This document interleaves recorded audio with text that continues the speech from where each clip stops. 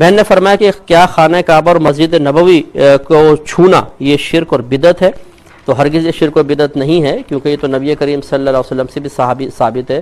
صحابہ کرام نے مسجد نبوی کے یعنی حضرت عبداللہ ابن عمر رضی اللہ تعالیٰ عنہما سے خاص طور پہ ثابت ہے کہ جب سفر سے واپس آتے تھے تو نبی کریم صلی اللہ علیہ وسلم کے ممبر اقدس پر مسح کر کے اپنے چہرے پر ہاتھ پھیرتے تھے۔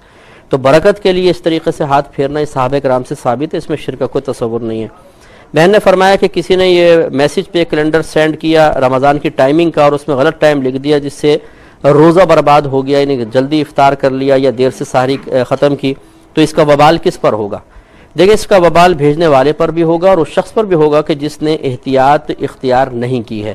جب یہ معلوم ہے کہ میسج پہ بھیجنے والی ہر چیز اوتھینٹک نہیں ہوتی ہے اور اس میں غلطیاں بہت زیادہ ہوتی ہیں، تو احتیاط کرنی چاہیے تھی، لہذا دونوں پر ہی وبال ہوگا۔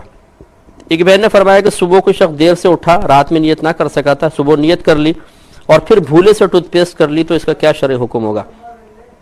دیکھیں، بھولے سے تو اگر رات میں بھی نیت کر کے انسان دن میں بھولے سے کچھ کھا پی لے تو وہ معاف ہوتا ہے، لہٰذا بھولے سے اگر ٹوتھ پیسٹ کر لیا اور وہ حلق میں اس کا ذائقہ محسوس ہو بھی گیا تب بھی روزے پہ کوئی فرق نہیں پڑے گا۔ بھائی نے ایک مزید کویسچن کیا تھا کہ جمعے کی کتنی سنتیں ہوتی ہیں؟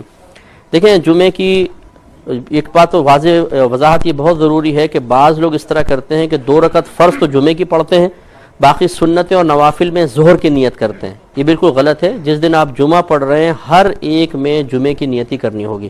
تو 4 سنتیں فرض سے پہلے ہیں، پھر فرض کے بعد 4 سنت، پھر 2 سنت، اس طرح کل 10 یہ سنتیں ہوتی ہیں جو جمعے میں ادا کرنی ہوں گی۔